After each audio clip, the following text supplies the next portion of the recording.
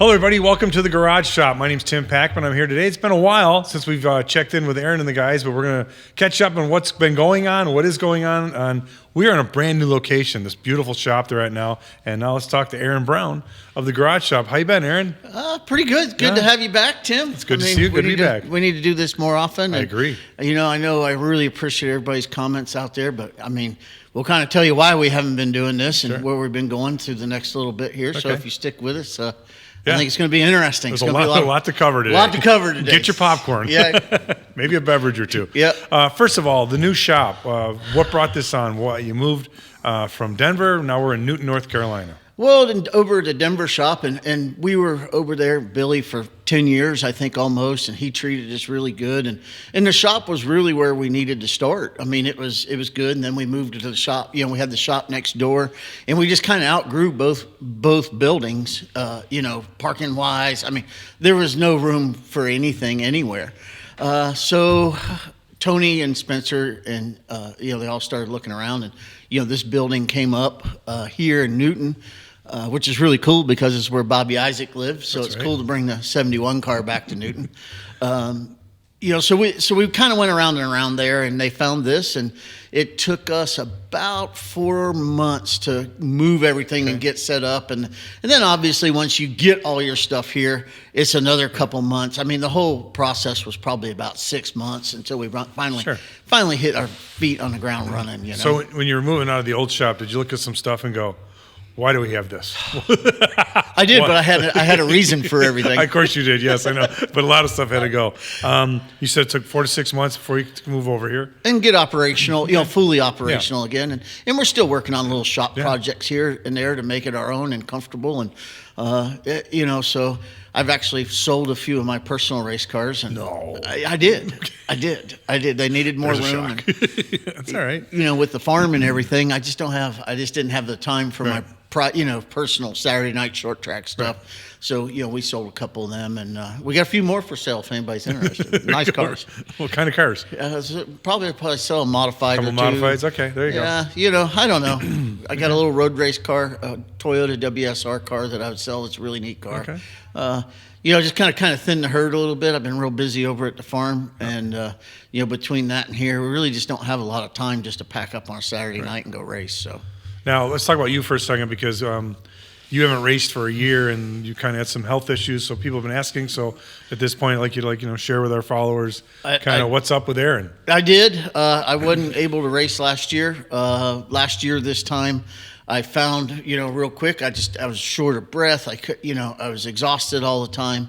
I ended up having a small stroke in April. It's still dealing with some after effects of that a little bit, but in the meantime of the stroke, they found out that I had some blockages in my heart, and I had to have an aortic valve replaced in my heart, so I had to have open heart surgery. I did that on July 16th. I willed myself out of the hospital in 4 days. Shocking. I'm so blown away that you did that. I got home. I probably pushed pretty hard, the whole time. But, right now I'm 4 months out from that. And got to work on my weight a little bit. My appetite came back. But, still dealing with some other stuff with that. But, I think I'm able to drive again. We went to the drag strip, Farmington drag strip last week. They did some testing for the Australia trip that we'll talk about in a minute. Sure. You want to stick around for that? That's going to be big. So, I drove both the roadsters over there at the drag strip, made a couple passes, strapped in, chest felt good. It's still a bit uncomfortable squeezing in there, but it'll be fine. You can fix that? Yeah, we'll fix that. There you go. Yeah. Well, it's good. We're glad to see you're glad you're healthy, and you're glad you're heading in the right direction. So heading in the right direction for sure. Right. And the fact that you drove tells me that you are definitely headed in the right direction. So that's good. Is there any what new projects? Let's talk about some new projects. Okay. I know there's one or two. Walking around here, I saw some of the old cars, which I called old friends, but I saw some newer ones too. Yeah, we got I think 3 cup cars under in various stages of completion right now. So for the HSR and SVRA stuff. So we got some cars going there. We got a few more, some body repairs coming in. So if you need a slot, give us a call because they're booked out pretty far on that stuff. So we got those cars going. Which cup cars do you have? I think there's a Red Bull car back there. There's a Juan Pablo car, and I think a Waltrip car back there. So, right. They're working pretty hard on that stuff. And then, we still got the 3D printing, the scanning going, so there's always new projects there. So let's talk real quick. So the 3D printing, that's a kind of a project, a business within the business that you've developed. So if people out there need 3D printing. Yes, we do. I'm going to speak in layman's terms because that's all I know about Please, it. I'd appreciate that, yeah. We do, the high-end 3D scanning, and then also we do with one of our partners, we do the Triton. We do the 3D printing. We can print Ultim 1010 and, just all kinds of that stuff. I think we're going to do a little podcast with Tony at some point, and he can go over all the details of that. But, we print carbon fiber off 13 different types of materials. It's pretty neat stuff. Yeah, and that's the wave of the future. That 3D printing it's huge now. Yeah, it is. How many machines do you have now? We have two Stratus 450s. Okay. So they run fairly consistent. The market goes up and down. Right. Very good. New projects that cover all that? Yeah, I think so. I mean, every time I come here, they got something new here. So sure. Yeah, I walked around. I'm like, don't recognize that. But a lot I did recognize, and our two friends here behind us, and where'd we go there? We went to Arkansas, right? Yeah. Bonneville. Yep. And then what was that place in Las El Vegas? Mirage. El Mirage. Pahrump. And Pahrump. That's one. We were in the middle of nowhere. And these cars were making these big dust plumes, and all of a sudden we're like looking, and people are driving out to see what's going on there. But yeah, it's good to see these guys. We're getting ready. We're getting ready to that Roadster there. We're getting ready to do some engine changes, do class changes. The black and red one, Yep.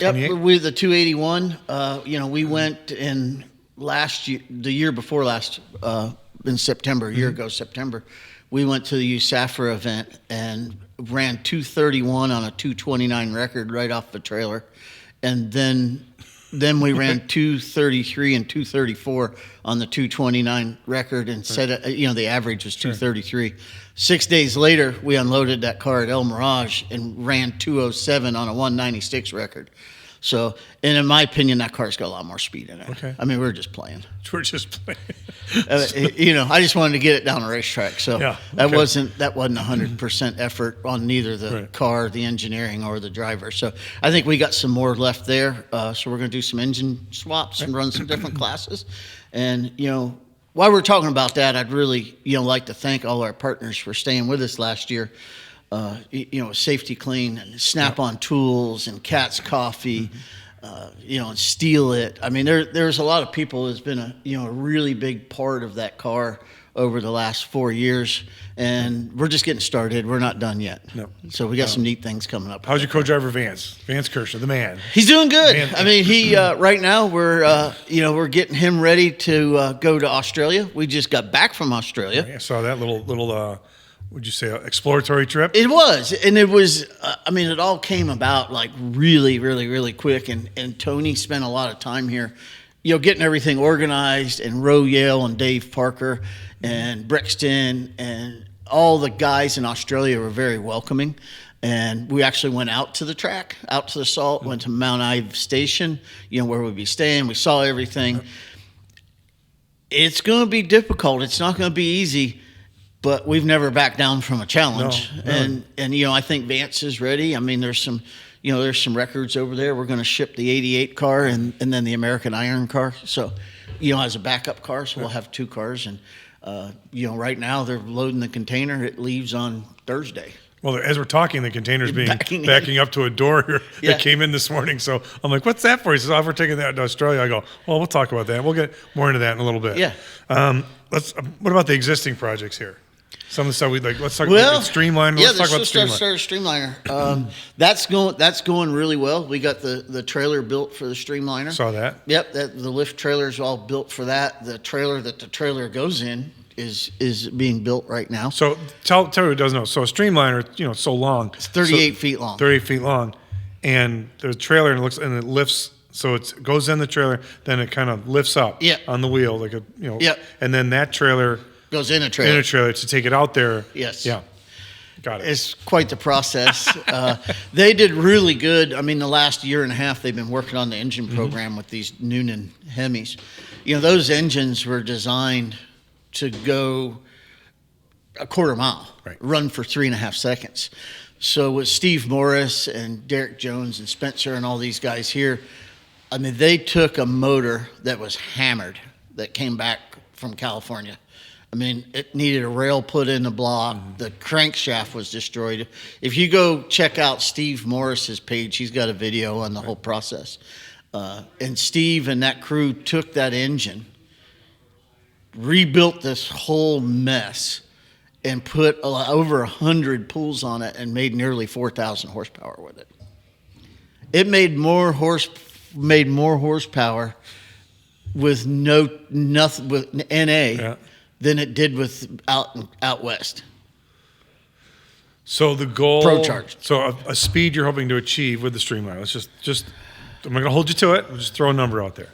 The capabilities you think you can do with it. You know, I mean, I'm not one to play Babe Ruth and point at right field. I learned my lesson that way a couple times on that.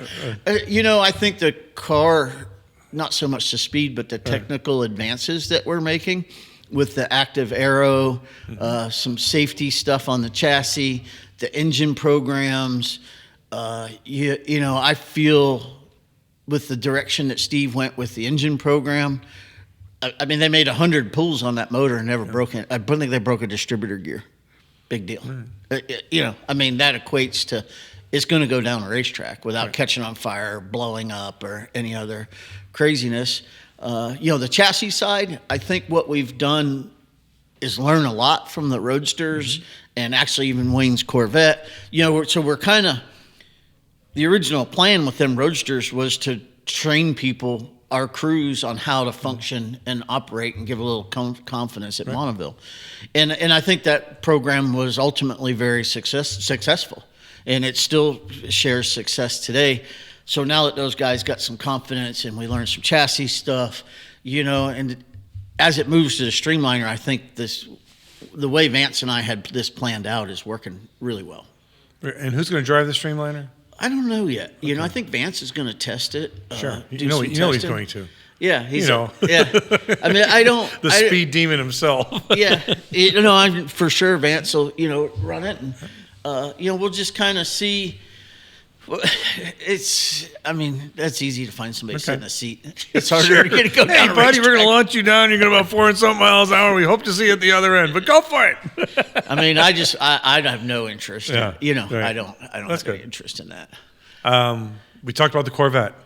Yes. Okay, so that was a 65 Corvette that we brought into the shop, and I sat in my office and cried as I cut it apart and gutted it. I'm like, no, what are you doing? And now I see the finished product. Came out great. And your driver, Wayne, yep, he phenomenal was job. Yep, and I thought, you know, and he's broken a lot of records and just kind of. So where did you take the Corvette to break all those records? Well, the Corvette last year, went to Bonneville and he ran 236 on a 235 minimum to get in a 200-mile-an-hour car club with that car. So, you know, his goal was originally it was 200, right?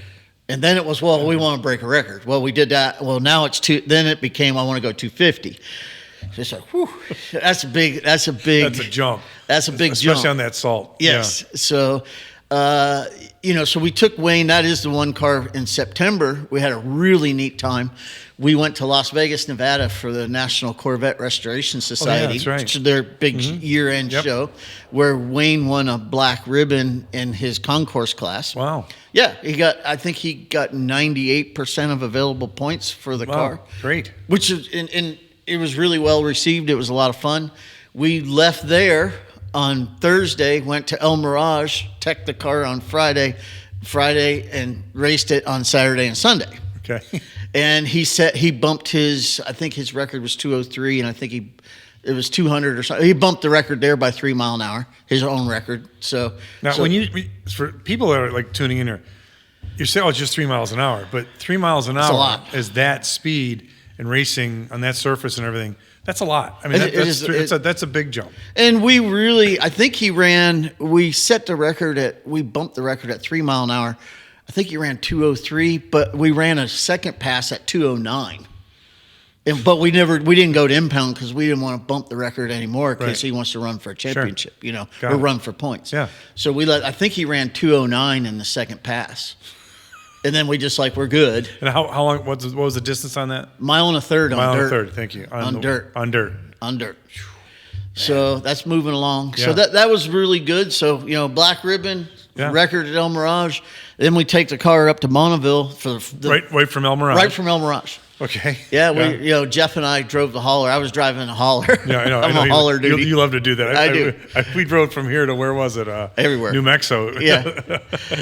Texas is the longest state when you're going east to west ever. It is. It is. But it's beautiful. But go ahead. Sorry. So we went to Bonneville, and again the goal was 240 or 250 mile an hour.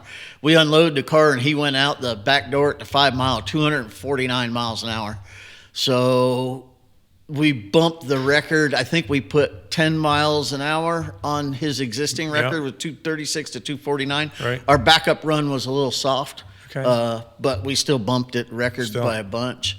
So, I mean, to take a 65 Corvette with no sissy adders, no turbos, no nitrous, gasoline, one carburetor, and a 427 big block, and run 249 miles an hour. Right.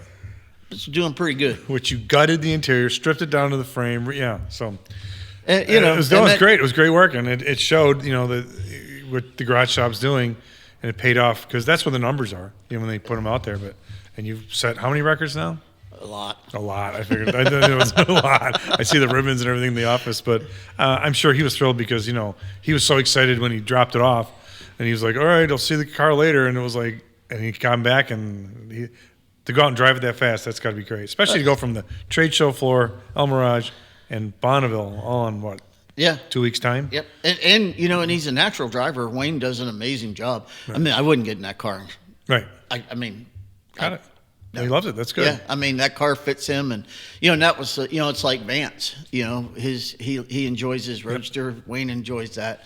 So, these cars are built around the people that drive them. And, I've driven Vance's car. Right. I don't like driving Vance's car. It doesn't sit like mine does. Right. It's typical. It's normal. There's little nuances that I don't like, and it's hard to focus. Does Vance like his car? That's all that matters. That's all that matters. Yeah. And I think Vance just drove mine and said the same thing. Perfect. I don't like that. So you have to worry about swapping. Perfect. Right. What's next for the Corvette? I think they're working on the engine package right now. Again, over the winter, they're tuning that up a little bit more. Yep. I think we're pretty solid on our aerodynamics. So we're, horsepower and aerodynamics meet. We'll hopefully be up over that 250 mile an hour barrier. We're so close. I know. So 249. Yeah, 249. So this next move for these cars is? My car. Like we said, we're doing an engine change. That's right. And now that we got a great platform, we're going to go change classes, and we're going to run El Mirage in Bonneville. And we actually had a meeting this morning. We're thinking about running El Mirage Bonneville and maybe shipping that car to Australia next year, and then then putting it in a museum somewhere. If people knew what went on in this, I want to say what is it, 15,000 square foot? Yeah.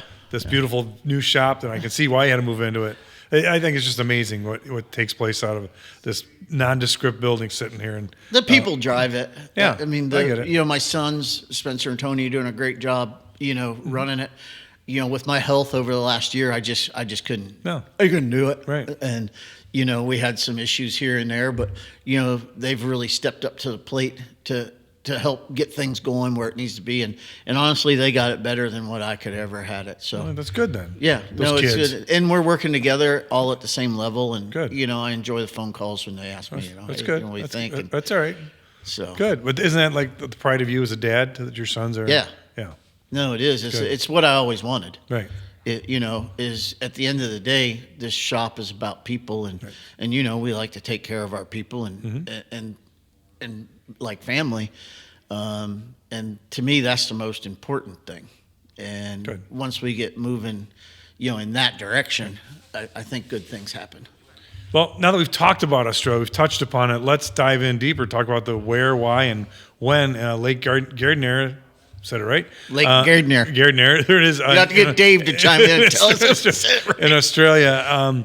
So what's there? Like, why there? And is it? They've been racing there for years. Yeah, okay. they have, and we got to spend some time with the club members and the president and some people that are heavily involved. And there's so much to talk about what they're doing over there. I mean, they have a rookie class for new people to come in. They had over 250 entries. Drive 150 miles down a dirt road to spend a week racing on the most pristine salt you've ever seen. Okay, so the surface is perfect. And you said that it's as big as Rhode Island. Rhode Island. It's huge. The racing surface. Yes, it's huge. And it's as white can be. Right. Does it flood? It does. Okay. But the really interesting thing about that is I think 2 years ago they had, Dave said, 30 millimeters of rain. So I'm guessing that's that much. Yeah.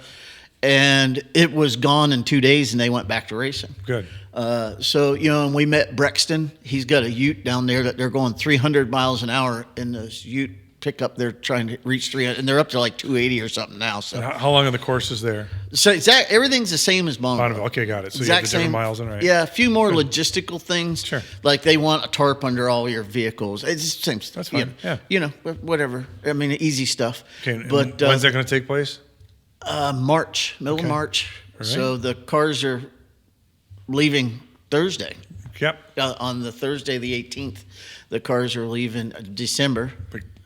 This week. So the container is just being loaded as we talked about. It's sitting out it's backed up to the door there, and it'll be loaded out the door to be shipped. To Herod Performance in Melbourne. They're the authorized Ford Performance dealer in Australia. Got it. And the Herod's, him and his son, it's a father-son shop. Okay. Great people. They've welcomed us with open arms. Good. They're going to haul the cars and all their equipment in their tractor trailer. Okay. Up there. So that's about an 800-mile trip from their place. Right. So, it's going to be really the logistics of what's going on. And take in mind, we've only started on this late October. Right. Like the last week in October. 2 weeks later, we were on an airplane going to Australia. Typical garage shop. Hey, let's do this, and you guys do it. We went to Brisbane, we went to Sydney, Melbourne, Adelaide, Good. And then went up to the actual salt. Very good. So how long is the transit from? So where does it get loaded? Where does it go from here? I think it actually gets there fairly quick. They're expecting it to be there in 6 weeks. Where's it going out of here in America? The port? Charleston to Philly. Okay. Straight over to the Panama Canal, and we got the ship name and the tracker, so we'll be able. Oh, that's good. We might do a story every couple days. Let people know. Like, where's Waldo? Where's the that'd be roadster? great. I'd love to follow that. I mean, sure, some of our followers love it. Like, hey, that'd be something cool. Yeah, where's the car show?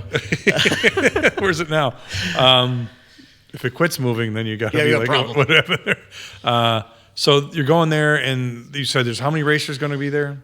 The 250 entries. Between the motorcycles and the cars, Sure. 1 year, one event a year. I mean, they're talking about going to 2 events a year, right. Which if they did 2 events a year, I mean, that makes it really viable to go race there. You just leave everything. I just leave it there. Yeah, I mean, it makes it pretty viable. And with the conditions and, what we want to accomplish with the streamliner, Bonneville's just it's getting a little used up. Yeah, well, it's been there how many decades? Well, and they've pumped salt off of it. Yeah. And, everybody, it's just big. I get it. Politics. So you just went to Australia to find something else. Yeah, we should do something else. We should do podcasts from there. We can. Oh, did I say that out loud? I'm sorry. I have a passport. Anyhow, moving along. So where as a whole would you say the garage shop is? Since we have been a year since we really talked to everybody, and we appreciate you guys following. So where is it now, and where do you see going from here? That's a really good question, because I knew when we moved into a new building, we'd lose some people, we'd get some new people. Mm-hmm. It's kind of like you get a new ship, right? So you got to learn how to drive it, and you got to learn where you can run on the ground and where you can't. And, we went through some situations, not a big, not a big deal. It's worked out better for everybody in the long run. Any typical business would have these. Yeah. I mean, I knew we would have our trials and tribulations moving here, but to have the fortitude to, push through, I think we're in a much better place. It's amazing. It's a great place, seriously. Yeah, and a lot of people worked. A lot of people worked really hard to make it that way.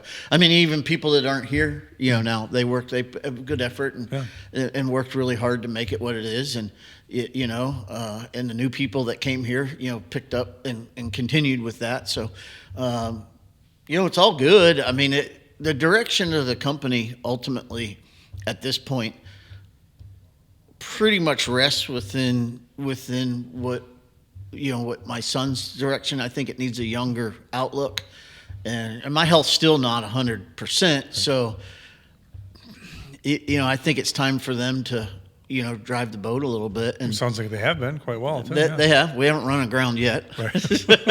Well, it's still early. No, I'm kidding. No. Yeah, it's still early. They have, their knowledge that Spencer with the engineering knowledge and Tony with the business running business knowledge. I mean, I could see, it's working, and it has to work because they're working together, but in two different areas, so they're not really clashing. But it's good, and of course they do have the phone call to dad of hey, which is good. They still do that instead of saying it is. Hey, what'd you do here? Oh yeah, we meant to tell you, which that's good. No, it's that's really ironed itself out. I'd like to get back to focus on where I started with Garage Shop, which is taking care of, my partners, like Safety Clean and Snap-on Tools and Steal It and Cat's Coffee, Goodyear Tires. And, I'd really like to get back to racing my car and continuing with that without having, to worry about the business side of things.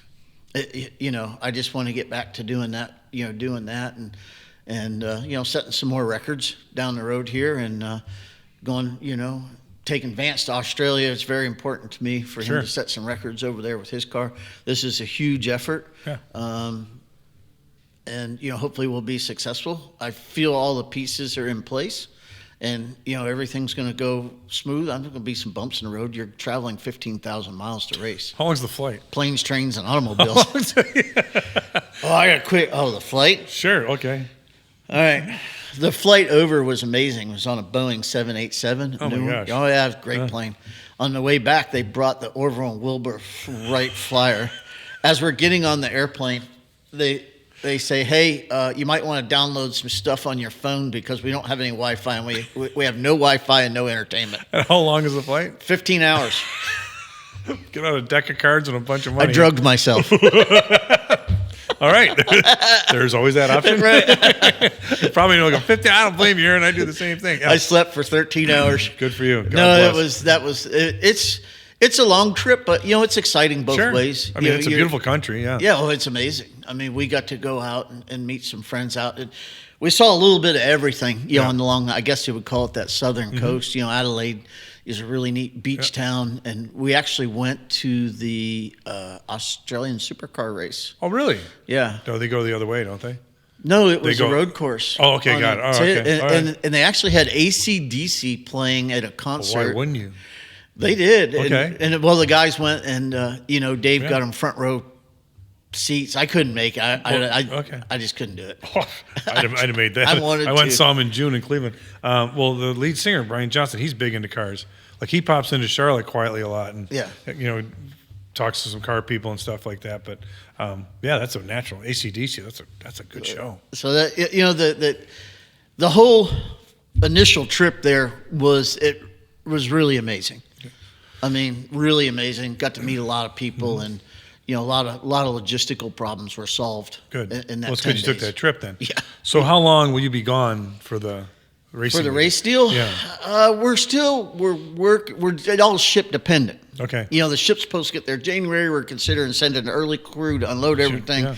We're going early. We're still working on that, but I think the race crew's going to go over a couple days early, and go from there. Okay. Go up to the racetrack. How long's the event? 6 days. 6 days. Okay, so you're looking at. And you get what you pack in and you pack out. So you said you pack in and you pack out with. There's zero resources available Okay. there. You go, I'm going to guess it's about 110 miles from the asphalt. Wow. On dirt. Okay. On dirt. Right. 110 miles to what they call Mount Ives Station. Okay. That's a sheep herder station that's like a sheep camp deal, but it's for tourists. You can tourist through there. Yep. They got some great little bar, and, you know, the people there are amazing. I mean, that is the epitome of like hard work. Sure. I mean, that is real. It's a real ranch. Yeah. I think it's 500,000 or 600,000 acres of ranch. Wow. It's big. Yeah. That they manage. A handful of people manage. So you're saying there's no ice cream trucks at the? No. Okay. No, there's not. There's barely a bathroom. But Okay, got it. you know, so we got Brexton got us some room at Mount Ives Station. Okay, good. So we really want to thank him for that. Yeah. That'll take a big weight off our shoulders with the amount of people that we got to take. Good. You know, because you really got to consider the people that you take, and that's a resource. Right. And there's zero resources. So for that person for 6 or 7 days, imagine the resources that you need to pack out per one person. So how far is it? Would you say the mount? To back to a store? No, 4 hours. no. From the race course to the. 40 minutes to Mount Ives. All right. On dirt. Yeah. Still. It's a neat little trail. Got it. So, right. yeah, you're another 40 minutes past Mount Ives. That's like a story in itself right there. It The whole is. getting there and the whole thing, because people just like running a racetrack. They show up, they think, oh, the gate's just open. Here comes everybody. But there's a lot of behind the scenes logistics going on for this Australian. I mean, it makes Bonneville look easy. oh, it does. It does. I mean, I know some people don't even that forget to bring a tire pressure gauge to the racetrack. You Sure, know? yeah. And you know, world's fastest Right. pink car with purple lug nut thing. Right. This ain't for that. No, got it. You know, this is again, everything needs to be managed right down to, you know, how much water. Sure. You know, where are you going to sleep? The food back to an actual store where you can buy food is 3.5 hours. Cue the helicopter. Yeah. So I mean, if you need a car part, Yeah. you might get lucky and find it in Adelaide. Oh my gosh. Still though. Probably not though. Well, it's going to be interesting. So is there any event between now and then, or No, that's it? So that March then. Yeah, we tested All the right. cars. We went and took the cars to drag strip last week. That went really well. Good. Yeah, it was good. I mean, and then when we get there, Herod Performance has a hub dyno. Oh, good. We're gonna unfog the cars. Sure. And, we're gonna run them on the hub dyno. Yeah. And then we went and met the guys at Calder Park. I don't know if you remember that. They had a NASCAR race there in Australia years and years my ago, back in gosh. the 90s. They built a racetrack there. It's a mile and a third, modeled after Charlotte, with 24 degrees of banking. That's pretty serious. Yeah, that's big. It's a serious racetrack. Yeah, okay. That's Yeah. cool. I mean, Got it's it. like a Yeah. 3/4 scale Charlotte track. It's wild. That's all right. So we went and met those guys, and they gave us a great tour. Good. With all that, and Mr. White took us over there. Really, really cool stuff. So they have a drag strip there. They actually raced an F1 race there back in Okay. the 70s, and they have this drag strip that's along straightaway. So I think we're going to take the cars there in the hauler, unload everything, just drive it down through there, come back, maybe do a gear change. Make sure we have let's Right. get the car out, fire it, drive it, not for speed or anything. Come around, do a gear change, make sure we have everything to do basic stuff. So when you do hit the salt, you're good to go. Yeah, we have systems in place. Look at that. So I think we're going to go ahead and we're going to do that, and then we'll just load everything back in the hauler and send it. At that point, good luck. Wow, I'm looking forward to all this, because it's like, that's pretty good. I mean, the trip, the logistics, the racing, where you're going to be. I mean, It's interesting, and these people over there. I mean, can you imagine if they have over 2,000 people show up for this event? Sure. That there's 3,000 people and 250 entries that thinks it's a great idea to drive 4.5 hours from nowhere to go race their cars. let's do it. Those are the kind of people I want to hang out with.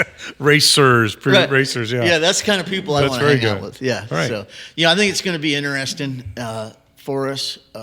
Definitely challenging.